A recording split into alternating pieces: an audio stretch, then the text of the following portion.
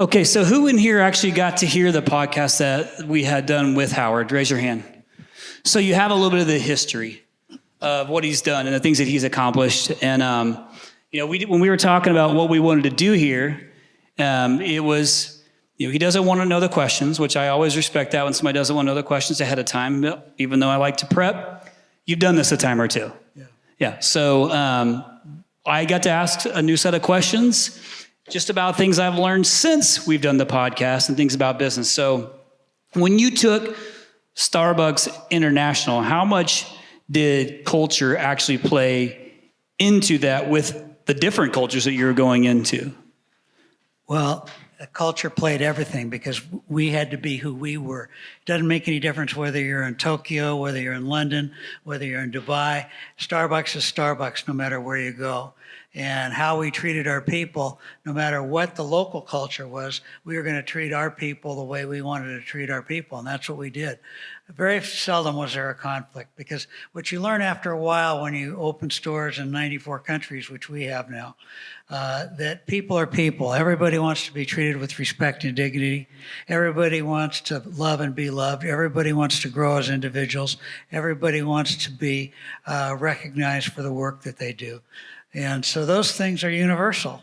And if you get those things right, it works. And if everybody understands the greater purpose of the organization, which is serving people, that translates into any language and any culture.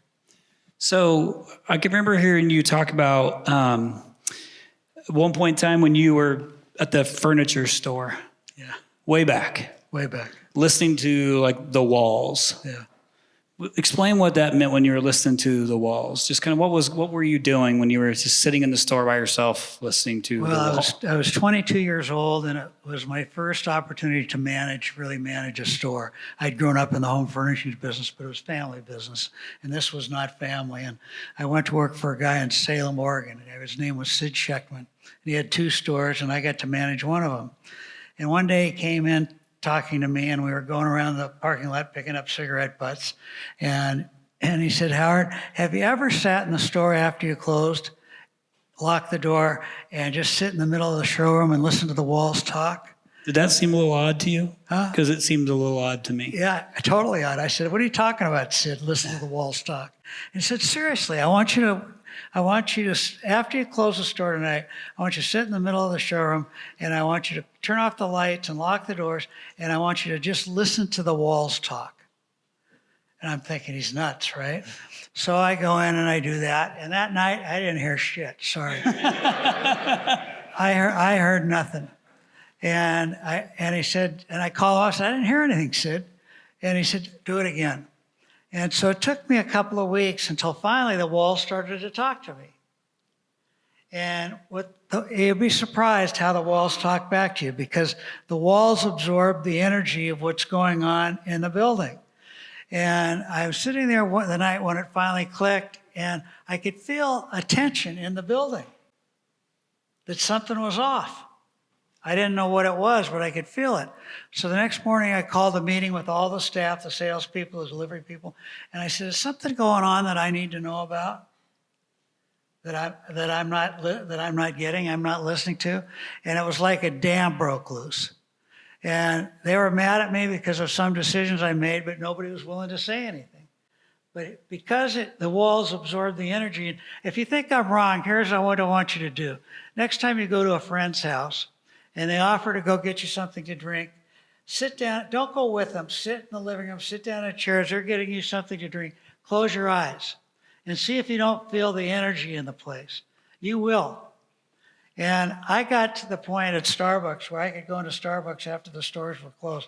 And I always tell you what was going on in that store, just by the energy. It sounds like a ridiculous thing, but it's true, and it works. You just have to, see, we all have these little antennae that we can't see, right? They're the antenna that allows us to tune into other human beings and to what's going on in the world. So how many of you have significant others or are married? Raise your hand. Okay, so if you walk into your house at night, does your husband or wife have to say anything before you know where they are for that day? They don't need to say a word, do they? You get it right away. You know when you're in deep shit or when you're not. Right? And they haven't said a word. So, you could just feel the energy in the room. And that's what we're talking about. Got it. So you did this at the Starbucks locations. Yeah. Did you get anybody else doing this at Starbucks locations? Did I get other people? Yeah, did you have other people doing the same thing? Oh, yeah. Other people would do the same thing. Now, not everybody. Most people can't deal with it. It's too far. It's too big a gap. But I'll tell you that it works. Because really, really what you're tuning into is the energy that's going on. And you can feel that. And we all can tune into it. We can walk up and meet somebody new. We don't know who they are. We get introduced to them, but we can feel something, can't we? They don't have to have said a word. If you tune into it, it means you've got to listen, not just with your ears. You got to listen with your eyes, and you got to listen for what's not being said. But it's there. And your people, you can feel it with your people. You know, when somebody walks in the morning, they don't have to say a word to you, right? You know how they're feeling for that day. And good leaders tune into that. They don't have to wait to be told something. They tune into it. Got it. I think. Take a pill. I'm going to be honest. I tried it and I didn't. I think I'm too, I just started thinking about everything else. And so I think I defeated the purpose of sitting there. Yeah. But I did try it. Yeah. But I'm going to keep trying. Some of you tried it this morning in here. You closed your eyes, and I'm sure that's what you were doing, is you were trying to feel the energy in the room. They sucked the energy out of themselves last night, Howard. That's what happened. But I want to get this thing back on track. I want to just talk about culture, because one thing we were kind of talking about while everybody went to lunch was just how this word is thrown around quite a bit. And you got to hear what everybody said about what they believed the impact on their culture was. Do you remember what that conversation was about? Yeah, I did. Share your thoughts on what you heard from this group on culture. I heard a lot of talk about benefits. I heard a lot of talk about pay. I heard a lot of talk about rewards. That's not culture. Those are things that we do, but those are tickets to play. Good pay is a ticket to play.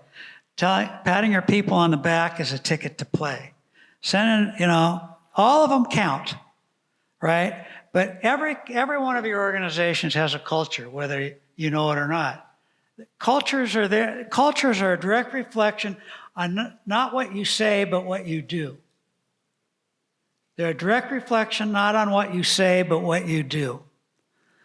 We've often heard that people don't care how much you know, want to care how much you know. They want to know how much you care. And so cultures are a reflection on you and the leadership of the organization in terms of how you act. So you all have probably gone through this. You have somebody that doesn't live up to the expectations of the organizations. And your whole organization knows it. But you don't do anything about it. You let that person sit. Maybe they're great, they bring in tons of business. And every time they're always bringing in more and more business. But they're assholes. Right? And they dig at the roots of your organization. But you keep them anyway because you like the sales and you like the money they're bringing in. But when you do that, what does it say about you? What does it say about are your values really, you hold your values dear, or will you sell your values? And so culture is alive and breathing. It isn't a programme du jour. It isn't stuff, right?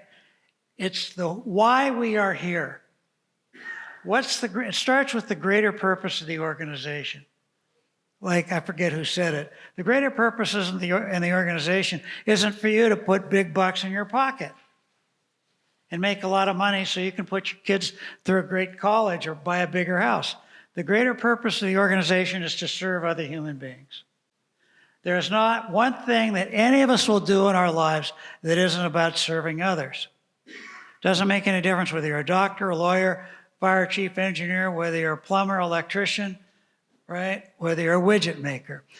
Everybody is put on this earth to serve other human beings. And if you think you're not, you're wrong. And when we get in tune with that, everything seems to work. And the thing some people were talking about it, I was listening to the group about how you're building connections between people, right? And what's the most important connection you're going to build? Trust. So I'll give you an experience. So I have a house in Palm Springs, and there's always something wrong with that house. I don't care. I live half the year in Seattle, and I come back in the wintertime. There's always something wrong. Well, this time the air conditioner was out, right? That's convenient. So that was convenient. Yeah, somebody got some business, right? So who did I call? Huh? No, I called the Fish and Air. Anybody know them? They're a small company in Palm Springs. Why did I call them? Because my contractor said I said, who do you use? He says, these are people I trust. So I've used them now for 15 years. Anytime I have a problem, they're not the cheapest. I don't even know whether they're the cheapest. I have never gone out and got another estimate. I just said, what do we need to do? Right? And what will it cost? And they give me a price and I say, go ahead. That's all. And why do I do that? Because of trust. And that comes with building the kind of culture in your organization. If your people trust each other, if they trust you, if you trust them, then the people you're serving, those people we call customers, they're going to trust you too. And that builds your business. And that gets the repeat business. So I want to move on to how you talked about how using culture as a recruiting tactic, and how you guys did that at Starbucks, because obviously when you go from that massive volume of locations, needs a lot of employees, right, and a lot of people and a lot of buy-in. Right. So how are you utilizing that to help with recruiting, culture to help with recruiting? You have to repeat. When you get tired of talking about your mission and your greater purpose in the organization and why you're all here, you got to talk about it again. Because people never get tired of hearing the message, and they never get tired of hearing how they can contribute to that greater purpose. And they never get tired of hearing when they've contributed to that greater purpose and being recognized for it.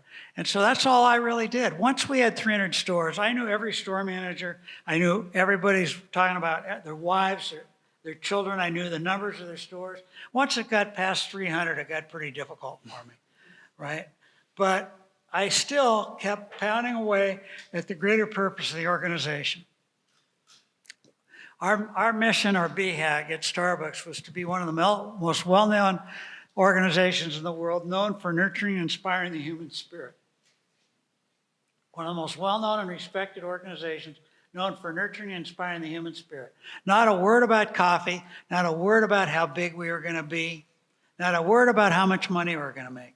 And that's what we drove home. And that's what we held dear. And did we break trust with that? Now and then we did, and we paid a price for it. And we had to recover, because leaders were always making mistakes, but we always had mechanisms for figuring out when we'd made a mistake. And the other thing that I coined this phrase, that we weren't in the coffee business serving people, but we were in the people business serving coffee. Sounds like a small play on words, but it's true, right? You're not in the plumbing business. You're in the people business. And all of you were talking about it, the group we're talking about, hiring, getting the right kind of people in the door. Like attracts like. I forget who mentioned that here. Somebody mentioned that when you get good people, they just attract people. They attract the people. Starbucks doesn't. We don't have training programs. First of all, I think you train pets. You educate and develop human beings. Our job is to educate and develop people, not train them. And that's what we focused on, and we stayed focused on it, and always reminding the people that we're here to nurture and inspire the human spirit. We do it for each other first, and then we do it for those human beings we serve called customers. And we just stayed with that. And I gave that speech, I can't even, thousands and thousands of times across the whole world. I never changed it. I use some different examples now and then to reinforce it, because people remember the stories more than remember the words.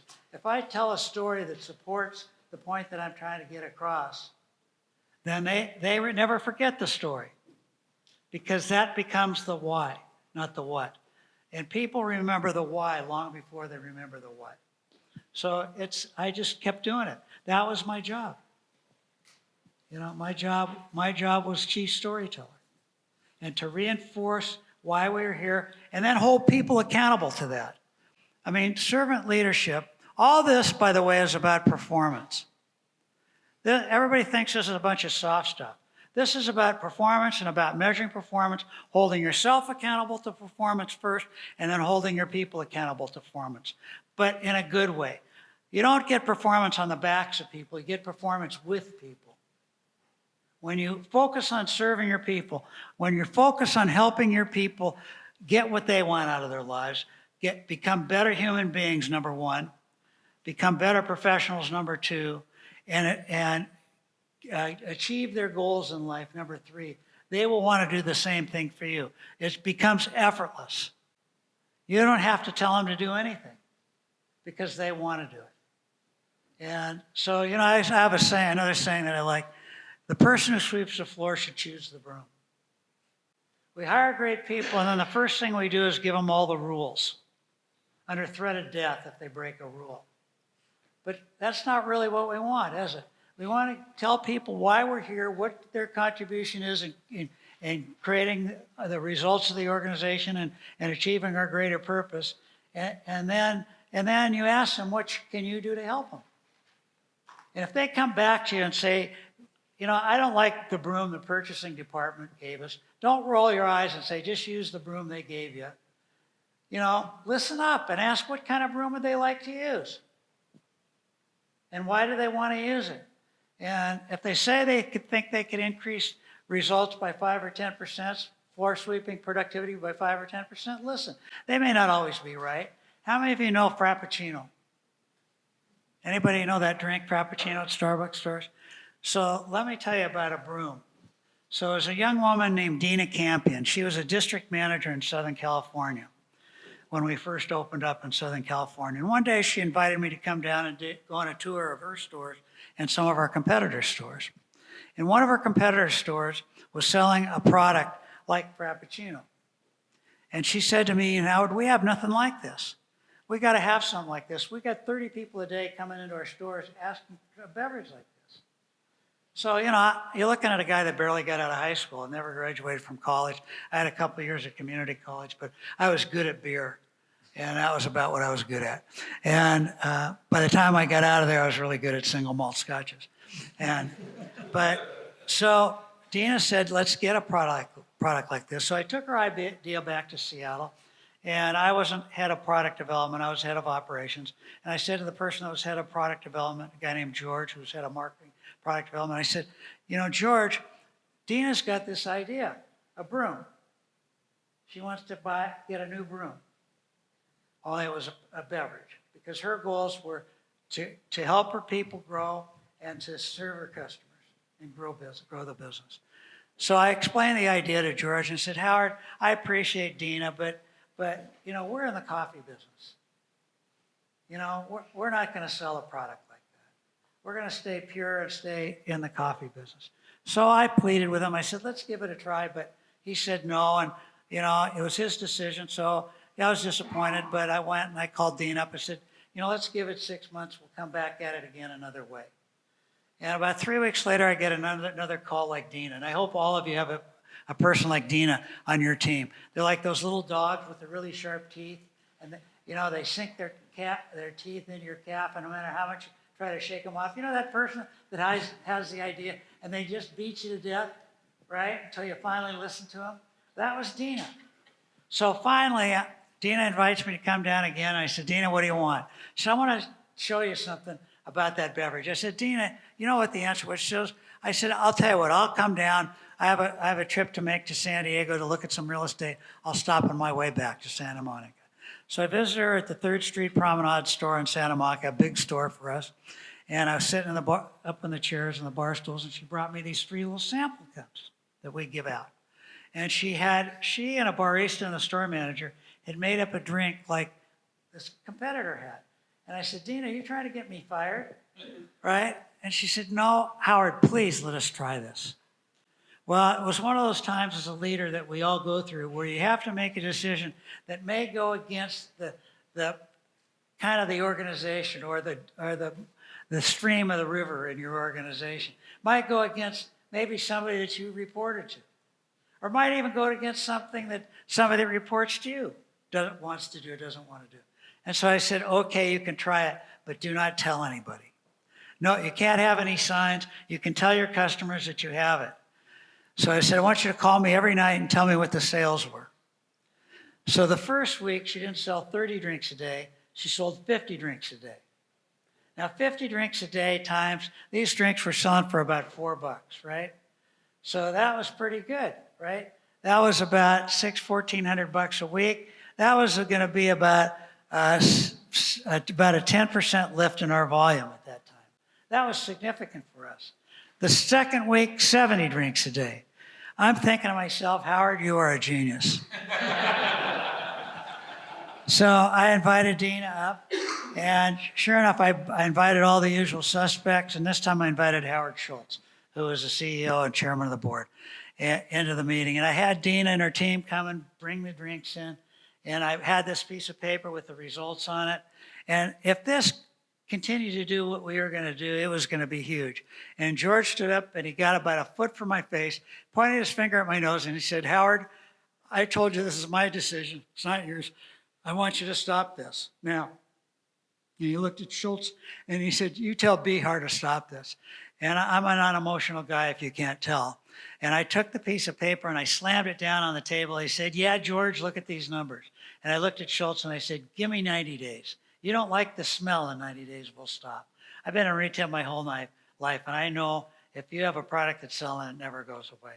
So 90 days passed, the sales just continued to zoom. Eventually, it became 20% of Starbucks business. It is now a $4 billion business at Starbucks. Now, all because Dina and her broom. Now, most brooms aren't $4 billion brooms. Most of them are small things. But that's the way you grow your business. And that builds to the culture of the company. When you're willing to try things, make mistakes, right, and forgive people for the mistakes, and you're willing to go out on a limb sometimes. You know, I'm not pleading for anarchy here. You can't do everything. But, you know, you can't just roll your eyes when somebody has an idea. Maybe you can't talk about it then, but you can talk about it later. And you'd be surprised what your people know about your business. There's nobody at Starbucks that knows more about what the people we're serving want than the baristas and the store managers. Nobody. But yet everybody at the support, what we call the support center, thinks they do. But they don't. And so all we have to do is listen. And they'll tell us what we need to do. Yeah, and isn't that something that you guys continue to implement? Like a lot of the new products or drinks came from the actual baristas or the stores? Yeah. That's like an ongoing thing. Always. Endless. It's endless. As you know, we had 4 rules. Don't do anything illegal, don't do anything immoral, don't do anything unethical, and don't poison anybody. And if you could live within those 4 rules, then we'd try it. And we did. And we made a lot of mistakes. Bottled Frappuccino came from a huge failure in a product called Mazagran, which was a bottled Coca-Cola. We'd spent $5 million on research thinking this was going to be a blowout success. It was a joint venture with Pepsi-Cola. Within 3 months, it was dead. But we went on, tried the next thing, and that's what we do. It's a never-ending cycle of experimentation and trying new things. So because you have this culture where people can come in and make the suggestions for you, then you clearly went and fought for that person. Sure, that spread, and it became a what $billion? $4 billion. $4 billion. That's an extreme example, but it's part of what allows the culture to do is you fought, you pushed back, you gave it a try, you believed it, you fought for it, and it was successful. You got to be willing to break sometimes as leaders, you got to take the risk. You got to be willing to break your own rules in things that are a service of the organization. So what I try to wrap my head around is when you came in and there's 28 stores and it was 1989, right? Did this exist at Starbucks before you came in there? No.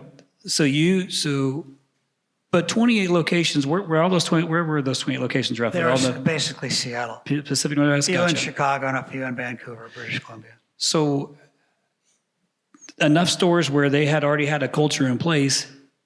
Did you have to then change that culture? Yes. So I had to convince people that we weren't in the coffee business. That was not easy. We, like all entrepreneurial organizations, you whatever you're doing, you decide you leave a company and you're a service tech in some other company. You said, I'm going to open my own plumbing shop, right? And you think you're in the plumbing business, but you're not. The minute you hire one person, now you're in the people business, right? Because that's the only way you're going to grow is with the people that you hire. It's the only way. There's no other path, right? Unless you're a single person that's going to put in toilets yourself, or whatever you do yourself. But you're not going to get very big if it's only you, right? And so you're in the people business. And so that's what I had to convince everybody, that we weren't in the coffee business. Didn't mean that coffee wasn't important. Yeah, we sell coffee, but it wasn't the business that we're in. And, if we attracted great people and those people attracted people like themselves, then we would grow. If we didn't do that, then we would falter. And it was so obvious. If we had the right store manager in the right store, could be a 20 to 40% difference between a good store manager and a bad store manager. We could take a store that wasn't doing well and put a really good store manager into that store manager, and almost within the first 3 months, that store manager would lift sales by 20%.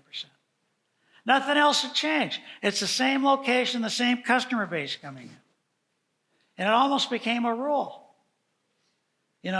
We would try to help our people. We couldn't fire everybody where the volume wasn't what we thought it should be. We tried to coach them and help them. But eventually, if they couldn't get it, we had to make a change. And that was holding each other accountable, and we did that. And it was almost a rule that if you made that change, you got the right person in the right spot, they would automatically lift the business. I'll give you an example. So we opened in Singapore, and we did everything through joint venture partners in international. So I put a joint venture together with a local Singaporean, and I made a huge mistake. I bet on his resources, his real estate resources, his economic resources, and he had some experience in the fast food business in Burger King. But I didn't realize he was a bad guy. He wasn't a people guy. I didn't get that. That's the thing I always prided myself on, that I would recognize those things. And I bet on the wrong thing. And that guy almost destroyed our business. And it took us 8 years to get him out because we had a joint venture. And finally, we paid the price and we bought him out, we got him out, and we put our own people in, we put our own president in of the organization. Within a year, we had lifted the business 60%. All we did was change the leadership. It's the people that count. It's always the people. It's not the product. You all sell the same Toto toilet, right? Probably half of you sell RYNOx or whatever the brands are that you sell, right? So, I can go buy that product in a zillion different places. I'm not buying that product, I'm buying you. And I'm buying your people. And that's it, and that's how it works. So I want to, before I open it up to everybody else too, I just want to ask this question, because I noticed in I can't remember which one of the books it was I was reading, but that you never mention your competition. No. So not once did I read anything about competitors in there. No. Why? Because we only compete against ourselves. It's to be the best that we can be, not to be the best that somebody else is. And if you get, it doesn't mean we didn't know what was going on. We did, but we weren't focused on it at all. And we just said, here's who we are. When I first joined Starbucks, our coffee wasn't for everybody. My father-in-law used to take about a teaspoonful of Starbucks ground coffee and put it in with a whole cup of Folgers because it was too dark roasted for him. He couldn't stand it. There was an article in Consumer Reports that on the front page of Consumer Reports that said Charbucks. How'd you like to have to deal with that branding? Charbucks. It was over roasted and it was burnt. That's how they described us. But we didn't change. There were a lot of people that had light roasted coffee, but This was who we were. And this is what we wanted to be. Now we have some lighter roasts, but we weren't going to change because this is who we were, and we stuck with it. And we were different. Yes. Were we for everybody? No. But we would take pride in the fact that we weren't for everybody. You know, we couldn't be everything to everybody. We could be to a subset of people that like what we did. And slowly but surely, we changed the coffee business in the United States. If you think about what people consumed 30-some years ago to what they consume as coffee today, it is 1,000% different. And that, I'll tell you, it's because of Starbucks, period. Because we stayed with that knitting and a dark roast coffee. I mean, we didn't create it. It came from a man named Alfred Pete, who had some coffee stores in San Francisco. And we had the original founders of Starbucks worked at Pete's. And the original coffee that Starbucks sold came from Pete's. But it was a dark roasted Northern European style of coffee, and we brought it to the United States. So a couple quick questions. Things. Does anybody else's kids go to Starbucks and it drives you nuts a little bit? Because you know they don't really like Starbucks, they're just going to go to Starbucks. Or do you do that? Because it's become more like, this is where it's not about the coffee. It's like when my daughter says she's going to Starbucks. So now my little boy does, who's 12. He goes every time he gets something, doesn't never like any of it. He's 12. He don't know what he's getting. But he never likes it, but he wants to go because it's the cool thing to do. Yeah. Like that's what that has become to some of the younger generation. Yeah. So well, it's so much more. It became a place as more than it became a product. You know, you'd go in, and my grandkids would go to Starbucks to study and drink a Frappuccino at $5 a crack, you know? Mm-hmm. And, you know, because I was giving them free cards, you know, so they had no budget. They liked it. Yeah. But yeah, absolutely. So I remember another one, just a random story, and I want you to share it because I think it's always great to recognize when we mess up. I think you were on vacation and you made a change. Do you know where I'm going with this? I know where you're going. And then you had to maybe cut that vacation a little bit short because it was a big change to what was one of the pricing on a product? It was labor. At the time when I started at Starbucks, we were basically paying minimum wage, and I said we're not going to grow this company on the backs of minimum wage. I want to raise wages. Well, you know that was a shockwave through the company because how are you going to pay for it? So we did all our numbers and we modeled it all out and we had it. And I thought it was going to cost us about 1% of sales. So, and that after all the modeling. So the first P&L came out just as I'd gone on vacation after we had raised the wages. Well, it wasn't 1% of sales, it was 2% of sales, which is significant to a company that was, at that time, we were losing money. So I get this call from Howard Schultz. And he said, hey, buddy, I think you made a mistake. You know, I'm thinking, I'm there only 5 months. And I'm thinking, oh, that's going to be the fastest job I've ever lost. And I came back and, you know, we'd made a huge mistake. We'd modeled it wrong. But I wasn't going to go back. I couldn't go back. I'd made a commitment. And the commitment was to significantly raise wages. We raised them about, I think, $1.50 an hour, which was pretty significant. And I just figured out how I was going to pay for it, what I had to cut, where I could get some more price increases, and we stayed with it. But it just was part of the deal. But I was sweating, let me tell you. I was sweating. One more thing, and we'll open up to some questions. But I got to know, like, what's your best Starbucks story? It's got to be some good one that you could share publicly. Well, I think the single most meaningful Starbucks story is this. So I started with the company in August of '89, and I actually retired in 2010 off the board. But a store manager named Jim, who was running one of our stores in Seattle, in the Broadway district in Seattle, called me up and he said, Howard, I'd like to come visit you and Howard Schultz. Well, I figure I'm, you know, the guy running the operations now. Schultz doesn't have to get involved. And so I said to Jim, well, can I can I deal with this with you, or do you really need to see Howard? I said, no, I really want to see both of you. And so I said, okay. And I set up a date for both Howard and I to meet with him. And the day arrived, and Jim came in, and we went back into Howard Schultz's office, and we sat down. Jim and I sat down in this little love seat. Howard was on the phone. He just said, hey, wait just a minute. And so Howard gets on the phone. Howard knew Jim because, Jim had been there a long time, long before I'd been there. And so I said, I'm an A-type personality, so I wanted to get to the point. So, Jim, what can we do for you? Well, I was sorry I was such an A-type personality when I asked that question. And Jim just looked at Howard and he said, I need to tell you both something. I'm dying, and I'm dying of AIDS. Now, this is in 1989. Now, at that time, none of us really knew, was AIDS something you get by people breathing on you? How do you get AIDS? And I kind of wanted to slide over, except there was no room in the love seat. So I was kind of stuck sitting next to Jim. And so Howard looked at Jim and he said to Jim, well, what can we do for you? And Jim said, well, I'd like to work as long as I can work.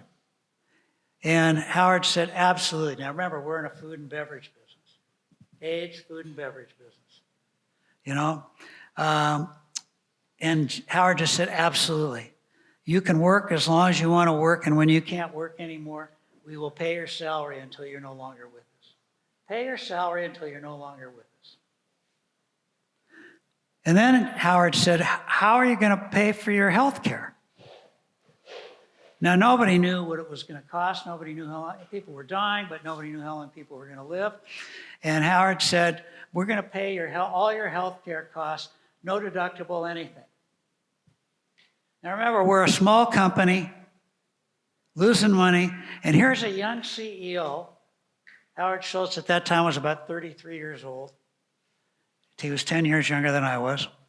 And here's a guy saying, we're going to do what it takes for a human being because we're going to take care of another human being. Now, you want to talk about walking your talk, that we were a people company, people-centric company. He didn't even blink. It could have cost him hundreds of thousands of dollars. We didn't know. But what kind of story did that take off through the organization? I never doubted once from that point on that I could do anything I needed to do for another human being in the company, no matter what it was. And that's the message that went through the company. And that's what we did, and we've stayed with it the whole time. And that's what drove the culture of the company. And we did opposites of that I'm not so proud of the things that we did that destroyed part of the culture of the company. But most of the time, we lived up to it, and we did the things that nobody expected from us. And you grew it to, by the time you left, it was what? In volume, it was about 15 billion. And now it's about 32 billion, a market cap of about 107 billion. It's a lot of coffee. Yeah. And other stuff. Yeah. And 500,000 people that work for the company. 500,000 in all those countries. I mean, I just spent my whole life, I spent 70% of my life on an airplane. Traveling around the world, putting deals together, giving my speech. I do a lot of television interviews. The only two things I talk about. Number one, the people. Number two, the coffee. If they asked me a question about the numbers, I'd come back to the people and the coffee. Those are the only two subjects I want to talk about. Except when I ask you about the numbers for the mistake you made. I knew what they were. I knew what they were. I knew what they were. Well, does anybody have any questions they want to ask? Okay, we got one back here. I'll just run to you. Here you go. I was a walk, but whatever. Thank you, Howard. That was a great story. The question I have for you is, maybe 2 years ago, I was actually talking to you, Ken, and you made a comment to the effect of, I've never met a culture business that's also best in class when it comes to profits and margins, something to that effect that I'm paraphrasing. And my question of you is, there seems to be a tension between the profit motive in business and this greater purpose, people-centric approach. How do you manage that tension internally and communicate around that when making decisions with your leaders, with your team? Well, first of all, I think it's bullshit. I think that's a cop-out. It's not either or. It is not either or. You can make lots of money and take care of your people. The question is, are you out to maximize your profits or optimize your profits? And there's a huge difference. When you go to maximization, then you'll do anything you can to put a buck in your pocket. When you optimize your business, you realize that you got to share that buck. And if you share the buck appropriately, if you spread it in the right way, then you're going to make more than you ever thought you'd make. I'm not new at this. Okay, I'm 78 years old. And I've been through the maximizing businesses, and I've been through the optimizing businesses. And I will tell you that the optimizing businesses work better than the maximizing businesses because they're longer term and focused. You may not get the immediate buck, but you'll get the long-term buck. And those long-term bucks are more valuable. And I hear that all the time. And it's a cop-out. Costco, how many, you all know Costco? Let's take Costco and Sam's Club, a division of Walmart. Walmart tended to be a maximizer. Costco tended to be an optimizer. Jeff Brotman and Jim Senegal. Jeff Brotman I knew since I was 14 years old. And they took care of their people. And as a matter of fact, when the marketplace went to those guys and say, why are you paying your people so much? The answer back was, if you don't like our stock, sell it. Right? Not we'll lower what we pay our people. And they are by far and away more profitable than Sam's Club. And a much better run organization. And Container Store. You know Container Store? Chip Kindle. Tip Kindle. I mean, highly profitable store, a servant-led company. You can go on Nordstrom. They're struggling now, but all department stores are struggling, but they take care of their people. I can go down the list. Do you want to go down the list of the opposite? How about Wells Fargo? Right? High-flying bank that cheated and didn't take care of their people. How about Volkswagen? Cheated, didn't take care of their people, lied to their customer to get a buck, inflated the miles, whatever it was, per gallon or whatever it was they got. Uber, the guy that started Uber, he was a jerk. And how long has it taken them to turn it around? And the guy they bring in is a people-centric guy. Microsoft, Bill Gates, he's brilliant. He was brilliant, right? A brilliant guy. But he was a jerk. He was abusive to his people, right? And so was Steve Ballmer. And they went through 15 years of a stock price that was down. They bring in a guy that was in the company, that's there now, a CEO, that totally switches the focus to back or to people. Look at their stock. Look at the performance of Microsoft. Everybody wants to go to work for Microsoft now. Servant-led company. So it's a cop-out. When I hear that, that's just a cop-out. You know, you got to do the right things right. It doesn't mean you're throwing money around. I'm not advocating for that. Doesn't mean you don't hold people accountable. You do. Performance matters in this world. Performance matters to us as individuals. It matters in our households. It matters in our workplace. And so we have to hold ourselves accountable and our people accountable. But remember, we grow businesses not on the backs of people, but with people. Great. Well, probably only got time for maybe 2 questions. So who's Oscar? I'll get you next, George. So Oscar and then George. So going back to the time when you were running the operations and I went to apply at a job at a Starbucks as a barista or janitor, how can I expect Starbucks to help me build me into a better person, professional, and help me achieve my goals? Okay, that's a good question. So I said we don't have a training program. We educate and develop our people. So we had an educate and development program called Star Skills. What Star Skills was about was teaching people how to become better human beings. What kind of habits did they need to create? They needed to set goals for themselves. They had to live a life of intention, with intention. And we taught them how to do that.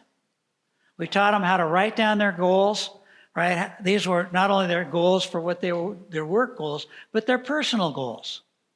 And we taught them how to work together in an environment that had tensions built in it, and how they worked together with their teammates, and how they made things happen, and how they aligned themselves with the greater purpose of the organization. We taught them how to identify what their own personal core values were. And then we taught them how to use those skills at home. It wasn't a program about business, it was a program about life. And then we would hold them accountable. They had goals that they needed to achieve, and we would sit down with them.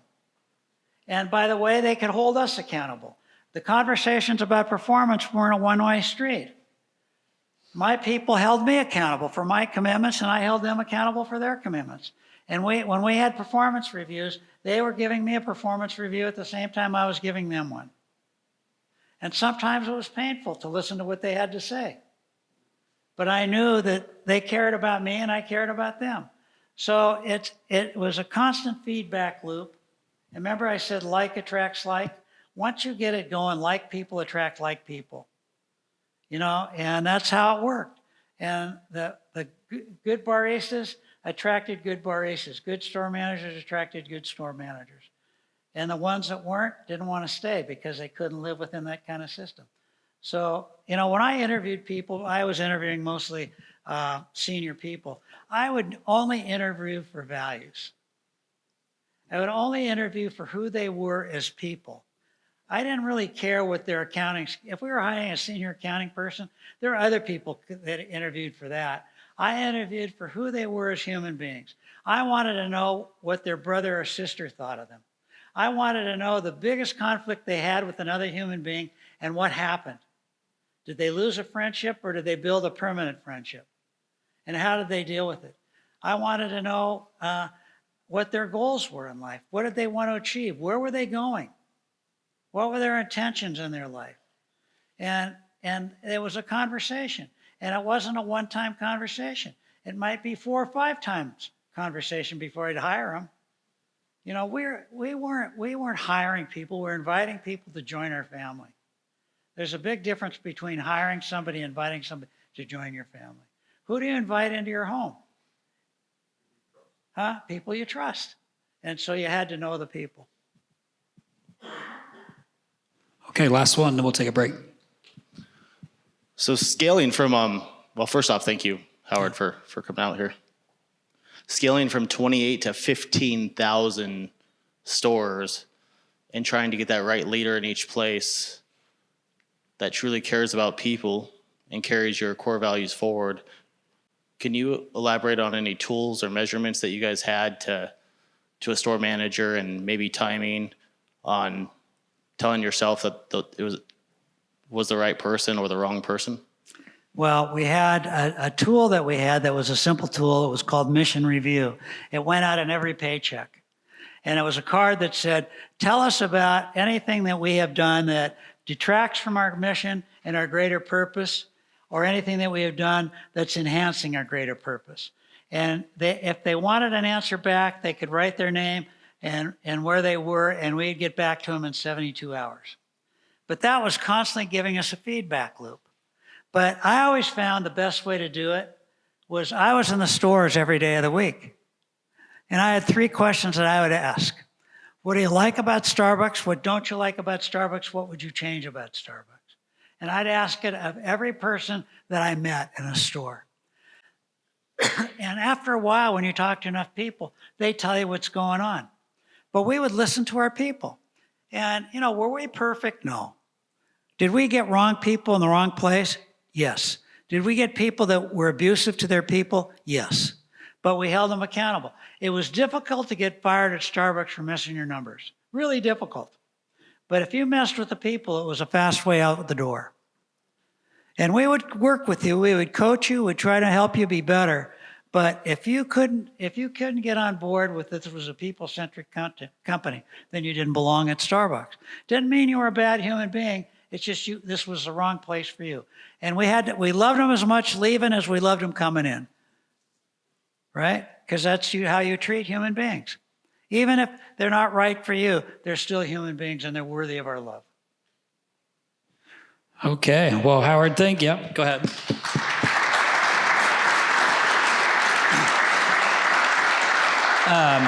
Just simply, thank you for coming and giving us the time, giving everybody else your time. I'm not sure if you have to run out of here super fast or what, but if anybody wants to come up and at least meet you or take a picture or do whatever they want, you good with that? Perfect. We're going to go ahead and take a 10-minute break as best you can. Go out, get a drink, whatever. Come up and talk to Howard, whatever you can. We'll try to get started as soon as we can.